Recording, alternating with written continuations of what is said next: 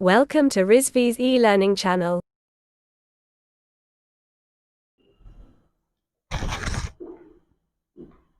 Hello guys, good afternoon.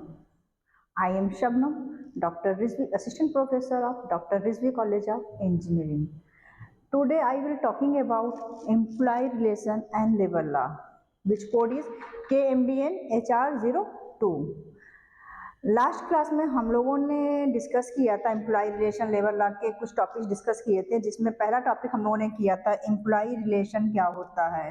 Employ relation relation employee relation is refers to an organization efforts to the creative and a positive relationship established in the organisation. किसी भी organisation के बीच में हम एक अच्छा relation create करना, उसको positive में कन्वर्ट करना, जिससे हम अपने ऑर्गेनाइजेशन के गोल को इजीली अचीव कर पाए। सेकेंड टॉपिक हम लोगों ने क्लियर किया था employee relation management. Second topic हम लोगों का था एम्प्लॉय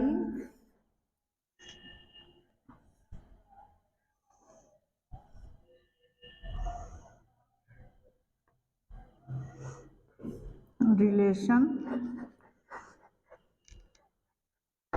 मैनेजमेंट।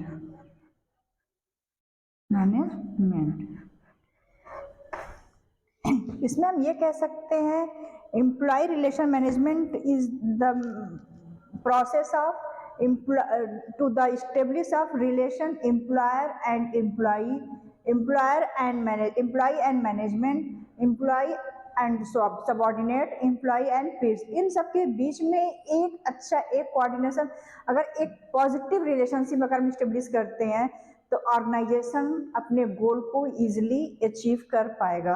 तो today I will discuss about functions of employee relation management, या इसको आप कह सकते हो कि importance of employee relation management.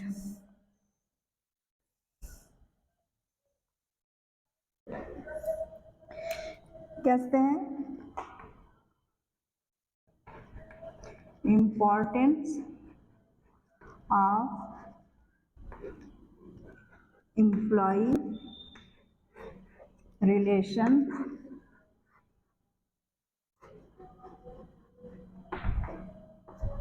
Management.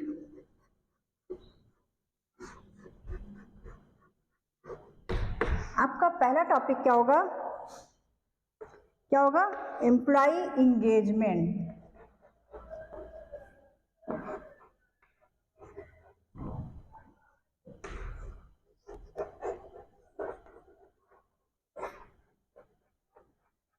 Okay, पहला टॉपिक है एम्प्लॉय इंगेजमेंट।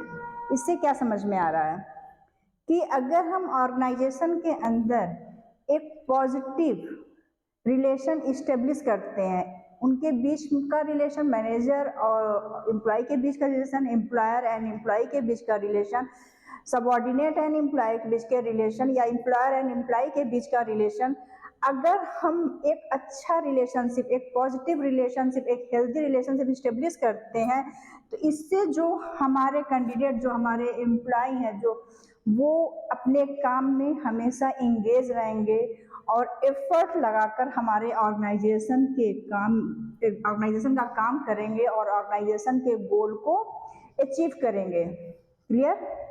सेकेंड टॉपिक क्या है?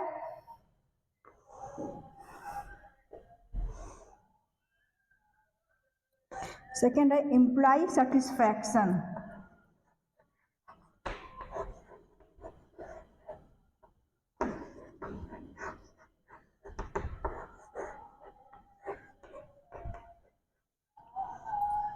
ठीक है, एम्प्लॉय सेटिस्फैक्शन क्या होता है कि अगर हम एम्प्लॉय और एम्प्लॉयर के बीच में एक हेल्दी, एक पॉजिटिव रिलेशनशिप रखते हैं और जो एम्प्लॉय की रिक्वायरमेंट है अगर हम उसे फुलफिल करते हैं, तो एम्प्लॉय उस ऑर्गेनाइजेशन में अपनी जॉब से सेटिस्फाइड रहेगा और अगर एम्प्लॉय सेटिस्फाइड रहेगा तो एम्प्लॉय की जो प्रोडक्टिविटी है वो भी इंक्रीज होगी, मीन्स ऑर्गेनाइजेशन की जो प्रोडक्टिविटी है वो इंक्रीज होगी, क्योंकि ऑर्गेनाइजेशन में जो एम्प्लॉय हैं वो मन लगाकर, मतलब ऑनेस्टी से ऑर्गेनाइजेशन में काम करें, क्योंकि उन्हें जो डिमांड, जो उनकी नीड है वो फुलफिल हो रही है। एम्प्लॉय प्रोडक्टिविटी नेक्स्ट टॉपिक था। क्लियर? जब एम्प्लॉय की प्रोडक्टिविटी बढ़ेगी तो क्या होगा, कौन बताएगा? वो टॉपिक है एम्प्लॉय रिटेन। यस,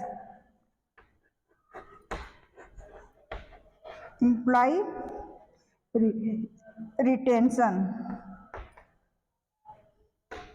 मीन्स कि अगर हम ऑर्गेनाइजेशन में एम्प्लॉय को इंगेज रखते हैं अपने पॉजिटिव रिलेशनशिप से, एक हेल्दी रिलेशनशिप से, तो एम्प्लॉय की जो भी नीड है वो फुलफिल करते हैं, तो एम्प्लॉय अपने ऑर्गेनाइजेशन में जिस भी पोजीशन पे है उससे सेटिस्फाइड रहेगा। जब सेटिस्फाइड रहेगा तो ऑर्गेनाइजेशन की जो प्रोडक्टिविटी है और एम्प्लॉय की जो प्रोडक्ट वो इंक्रीज होगी, और एम्प्लॉय लॉन्ग टाइम तक ऑर्गेनाइजेशन में रिटेन कर पाएगा। अदरवाइज एम्प्लॉय को अगर ये सब चीज़ें नहीं फुलफिल हो पा रही हैं तो ऑर्गेनाइजेशन में एम्प्लॉय बहुत ज़्यादा टाइम के लिए रिटेन नहीं हो पाता, वो दूसरी ऑर्गेनाइजेशन को चूज कर लेता है।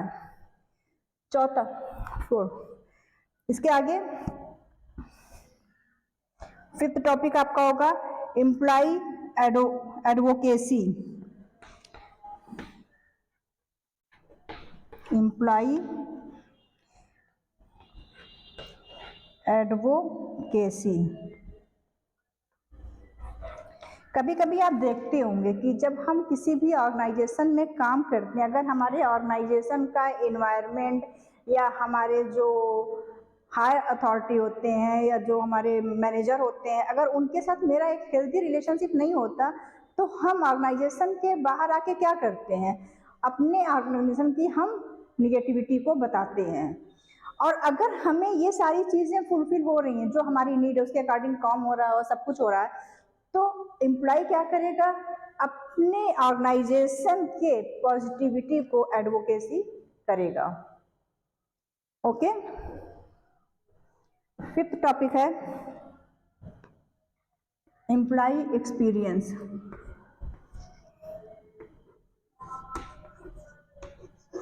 एम्प्लॉय एक्सपीरियंस, जाहिर सी बात है कि एम्प्लॉय जब लॉन्ग टाइम के लिए रुकेगा, उसे हर एक चीज़ मिल रही है, वो लोगों से भी अपनी पॉजिटिवनेस, अपने ऑर्गेनाइजेशन की पॉजिटिवनेस को एडवोकेसी कर रहा है, और ऑर्गेनाइजेशन में जाके जब उसे हर एक चीज़ तो वो एक्सपीरियंस भी गेन कर रहा हो, उसे नई नई चीज़ें सीखने को मिल रही हैं, उसके साथ मैनेजर लगे हुए हैं, साथ दे रहे हैं उसका, उसके साथ एक पॉजिटिव रिलेशन, एक हेल्दी इस्टेब्लिश किए हुए हैं, तो वो वहाँ से एक अच्छा एक्सपीरियंस गेन करेगा। सिक्स टॉपिक है एम्प्लॉय एम्पावरमेंट।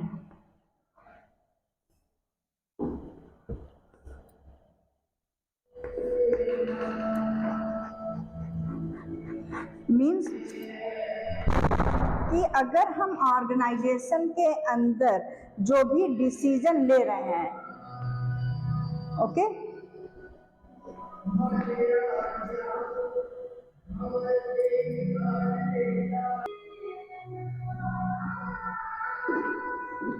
अगर ऑर्गेनाइजेशन के अंदर जो हमारे मैनेजमेंट हैं, जो हमारे एम्प्लॉयर हैं, वो क्या कर रहे हैं कि डिसीजन ले रहे हैं, और उसमें जो हमारे एम्प्लॉय वर्क कर रहे हैं, अगर उनका भी डिसीजन उनको देने का मौका दे रहे हैं, लेने का, तो ऑर्गेनाइजेशन क्या होता है, उनसे एम्प्लॉय की जो होती है एम्पावरमेंट बढ़ती है, कि हमारा ऑर्गेनाइजेशन जो है हमसे भी डिसीजन लेके काम कर रहा है, हमारी बातों को समझता है। लास्ट टॉपिक आपका है फ्यूअर वर्क प्लेस कॉन्फ्लिक्ट। इससे क्या समझ में आ रहा है कि ऑर्गेनाइजेशन के अंदर अगर एम्प्लॉय इंगेज है अपने काम को लेकर और अपने काम से सेटिस्फाइड भी है उस ऑर्गेनाइजेशन के अंदर, तो एम्प्लॉय की प्रोडक्टिविटी भी बढ़ी, एम्प्लॉय लॉन्ग टाइम के लिए रिटेन हुआ, रिटेन होने के बाद वो बाहर जाने के बाद अपने ही ऑर्गेनाइजेशन की पॉजिटिव एडवोकेसी को बताता है और ऑर्गेनाइजेशन के अंदर एक्सपीरियंस गेन करता है। अगर हम उनके अपने काम के अंदर मैनेजर जो है एम्प्लॉय के भी डिसीजन को अगर मानता है तो उससे उनकी एम्पावरमेंट भी बढ़ती है, तो फ्यूअर वर्क, तो यहाँ पे जो कॉन्फ्लिक्ट ऑर्गेनाइजेशन के अंदर होती है वो कम हो जाती है। नहीं अदरवाइज अगर हम ऑर्गेनाइजेशन के अंदर एम्प्लॉयर एम्प्लॉय के बीच में, मैनेजर एम्प्लॉय के बीच में अगर एक रिलेशनशिप स्टेब्लिश नहीं करेंगे तो उनके बीच में मोस्टली कॉन्फ्लिक्ट रहेगा। जब हम सब चीज़ें दे रहे हैं उनको तो वो कॉन्फ्लिक्ट क्या होगी, फ्यूअर कम हो जाएगी। ओके।